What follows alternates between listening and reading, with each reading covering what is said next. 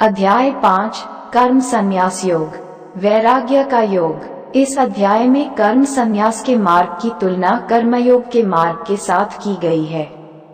श्री कृष्ण बताते हैं कि दोनों मार्ग एक ही लक्ष्य की ओर ले जाते हैं और हम इनमें से किसी एक का चयन कर सकते हैं, लेकिन कर्म का त्याग तब तक पूर्ण रूप से नहीं किया जा सकता जब तक मन पुनर्तः शुद्ध न हो जाए, और मन की शुद्धि भक्ति के साथ कर्म करने से प्राप्त होती है। इसलिए कर्मयोग बहुसंख्यक लोगों के लिए उपयुक्त विकल्प है। कर्मयोगी अपने सांसारिक दायित्वों का निर्वहन शुद्ध बुद्धि के साथ करते हुए अपने कर्म फलों की आसक्ति का त्याग कर उन्हें भगवान को अर्पित करते हैं। इस प्रकार से वे पाप से उसी प्रकार से अप्रभावित रहते हैं जिस प्रकार से कमल के पुष्प का पत्ता जल में तैरता है किंतु जल उसे स्पर्श नहीं कर पाता। ज्ञान के आलोक में वे शरीर को नवद्वारों के एक नगर के रूप में देखते हैं जिसमें आत्मा निवास करती है। इसलिए वे न तो स्वयं को कर्म का कर्ता और न ही कर्म का भोक्ता मानते हैं। वे ब्राह्मण, गाय, हाथी और कुत्ते का मांस भक्षण करने वाले चांडाल को एक समान दृष्टि से देखते हैं। ऐसे सच्चे संत भगवान के दोषरहित गुणों को अपने भीतर विकसित करते हैं और परम सत्य में स्थित हो जाते हैं, किंतु सांसारिक लोग ये जाने बिना कि इंद्रिय विषयों के संपर्क से मिलने वाले सुख वास्तव में कष्टों के कारण हैं। अतः वे अज्ञानता के कारण इंद्रिय विषयों से मिलने वाले सुखों को प्राप्त करने का प्रयास करते हैं, लेकिन कर्मयोगी इनसे प्रसन्न नहीं होते, बल्कि इसकी अपेक्षा वे अपने भीतर भगवान के आनंद की अनुभूति करना पसंद करते हैं। आगे यह अध्याय संन्यास के मार्ग का वर्णन करता है। कर्म संन्यासी अपने मन, इंद्रियों और बुद्धि को नियंत्रित करने के लिए तपस्या करते हैं। इस प्रकार से वे बाह्य सुख के विचारों को बहिष्कृत कर इच्छा, भय और क्रोध से मुक्त हो जाते हैं। तब फिर वे भगवान की भक्ति के साथ अपनी तपस्या को संपूर्ण करते हैं और चिरस्थायी शांति प्राप्त करते हैं। अर्जुन ने कहा, है कृष्ण, पहले आपने कर्म संन्यास की सराहना की और आपने मुझे भक्ति युक्त कर्मयोग का पालन करने का उपदेश भी दिया। कृपा पूर्वक अब मुझे निश्चित रूप से अवगत कराएं कि इन दोनों में से कौन सा मार्ग अधिक लाभदायक है। परम भगवान ने कहा, कर्म संन्यास और कर्मयोग दोनों मार्ग परम लक्ष्य की ओर ले जाते हैं, लेकिन कर्मयोग कर्म संन्यास से श्रेष्ठ है। वे कर्मयोगी जो न तो कोई कामना करते हैं और न ही किसी से घृणा करते हैं, उन्हें नित्य संन्यासी माना जाना चाहिए। हे महाबाहु अर्जुन, सभी प्रकार के द्वंद्वों से मुक्त होने के कारण वे माया के बंधनों से सरलता से मुक्ति पा लेते हैं। कारण वे माया के बंधनों से सरलता से मुक्ति पा लेते हैं। केवल अज्ञानी ही सांख्य या कर्म संन्यास को कर्मयोग से भिन्न कहते हैं। जो वास्तव में ज्ञानी हैं, वे ये कहते हैं कि इन दोनों में से किसी भी मार्ग का अनुसरण करने से वे दोनों का फल प्राप्त कर सकते हैं। परमेश्वर श्री कृष्ण कहते हैं कि कर्म संन्यास के माध्यम से जो प्राप्त होता है उसे भक्ति युक्त कर्मयोग से भी प्राप्त किया जा सकता है। इस प्रकार जो कर्म संन्यास और कर्मयोग को एक समान देखते हैं, वही वास्तव में सभी वस्तुओं को यथावत रूप में देखते हैं। भक्ति युक्त होकर कर्म किए बिना पुनर्तः कर्मों का परित्याग करना कठिन है। हे महाबलशाली अर्जुन, किंतु जो संत कर्मयोग में संलग्न रहते हैं, वे शीघ्र परम परमेश्वर को पा लेते हैं। जो कर्मयोगी विशुद्ध बुद्धि युक्त हैं, अपने मन तथा इंद्रियों को वश में रखते हैं और सभी जीवों की आत्मा में आत्मरूप परमात्मा को देखते हैं, वे सभी प्रकार के कर्म करते हुए कभी कर्म बंधन में नहीं पड़ते। कर्मयोग में दृढ़ निश्चय रखने वाले सदैव देखते, सुनते, स्पर्श करते, सूंघते, चलते फिरते, सोते हुए, श्वास लेते हुए, बोलते हुए, त्यागते हुए, ग्रहण करते हुए और आंखें खोलते या बंद करते हुए सदैव ये सोचते हैं, मैं करता नहीं हूँ, और दिव्य ज्ञान के आलोक में वे ये देखते हैं कि भौतिक इंद्रियां ही केवल अपने विषयों में क्रियाशील रहती हैं। वे जो अपने कर्मफल भगवान को समर्पित कर सभी प्रकार से आसक्ति रहित होकर कर्म करते हैं, वे पाप कर्म से उसी प्रकार से अछूते रहते हैं जिस प्रकार से कमल के पत्ते को जल स्पर्श नहीं कर पाता।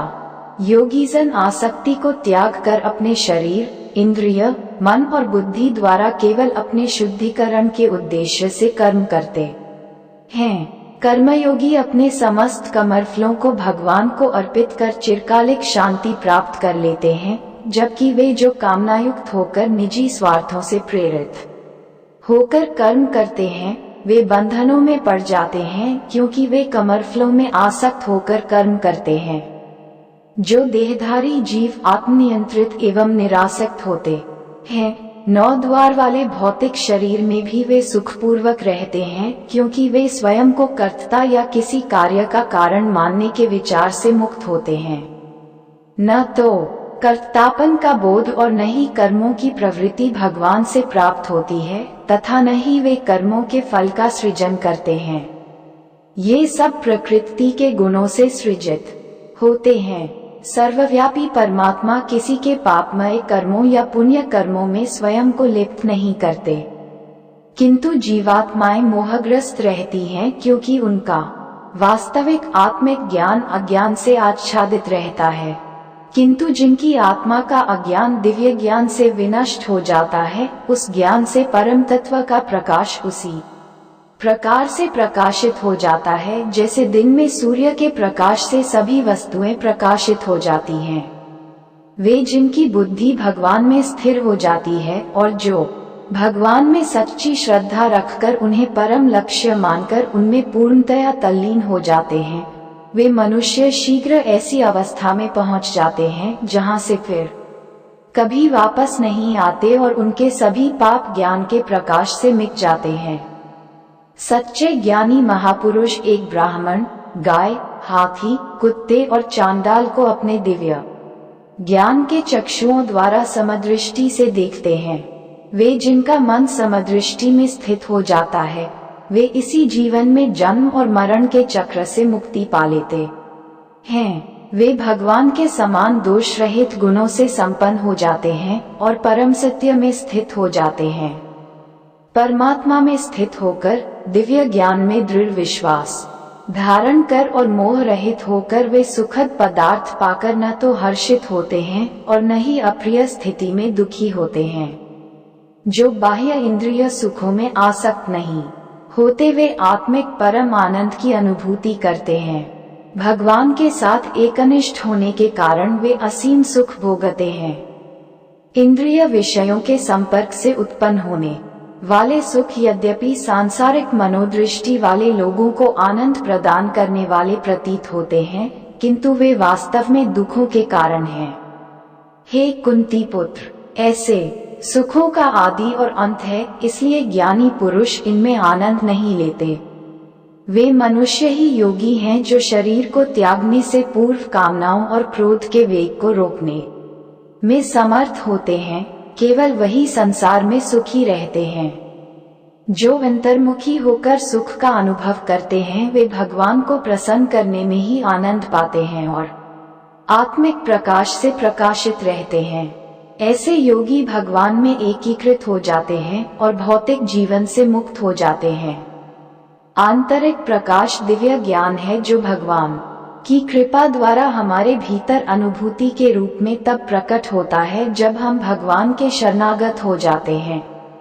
वे पवित्र मनुष्य जिनके पाप धुल जाते हैं और जिनके संशय मिट जाते हैं और जिनका मन संयमित होता है, वे सभी प्राणियों के कल्याणार्थ समर्पित हो जाते हैं तथा वे भगवान को पा लेते हैं और सांसारिक बंधनों से भी मुक्त हो जाते हैं।